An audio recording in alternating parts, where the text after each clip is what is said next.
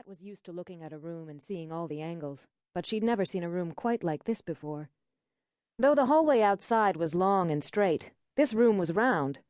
Dark wood surrounded her. Dim lights hung from a low ceiling. It felt to Kat almost like a cave, except for a tall, slim window where a narrow beam of sunlight came pouring in. Suddenly, Kat found herself reaching out, wanting to run her hands through the rays. But then someone cleared his throat. A pencil rolled across a desk, and Kat's shoes squeaked again, bringing her back to the moment.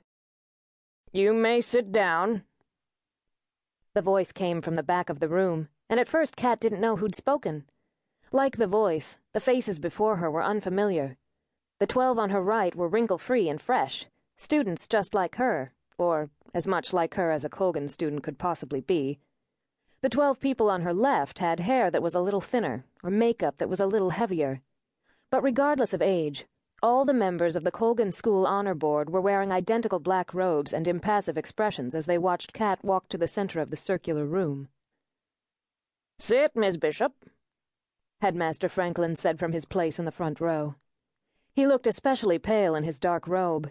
His cheeks were too puffy, his hair too styled.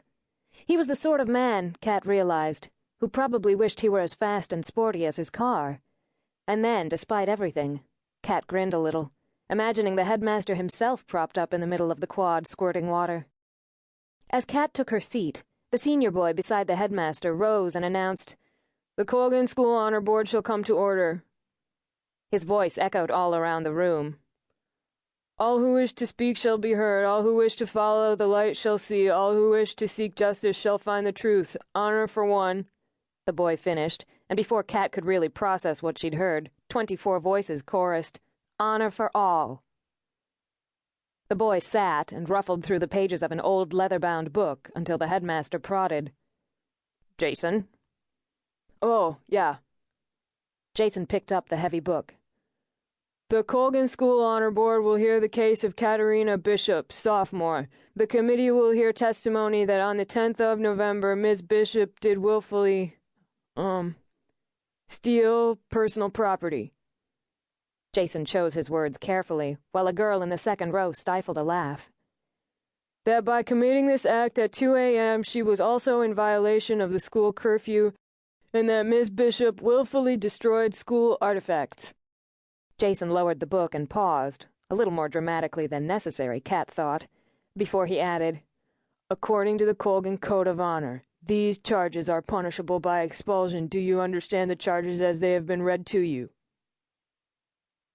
Kat took a moment to make sure the board really did want her to respond before she said, "I didn't do it." "The charges," Headmaster Franklin leaned forward. "The question, Miss Bishop, was whether you understood the charges." "I do." Kat felt her heartbeat change rhythm. "I just don't agree with them." The headmaster started again, but a woman to his right touched his arm lightly. She smiled at Kat as she said, "Headmaster, I seem to remember that in matters such as this, it's customary to take the student's full academic history into account. Perhaps we should begin with a review of Miss Bishop's record?" "Oh." The headmaster seemed to deflate a bit. "Well, that's quite right, Miss Connors, but since Miss Bishop has only been with us a few months, she has no record to speak of." "But surely this is not the first school the young woman has attended?" Ms. Connors asked, and Kat bit back a nervous laugh. Well, yes," the headmaster admitted grudgingly. "Of course.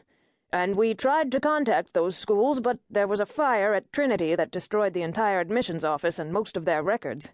And the Barron Institute experienced a terrible computer crash last summer, so we've had a very difficult time finding things."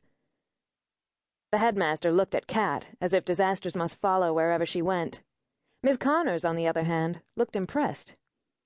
"Those are 2 of the finest schools in Europe." "Yes, ma'am. My father, he does a lot of work there." "What do your parents do?"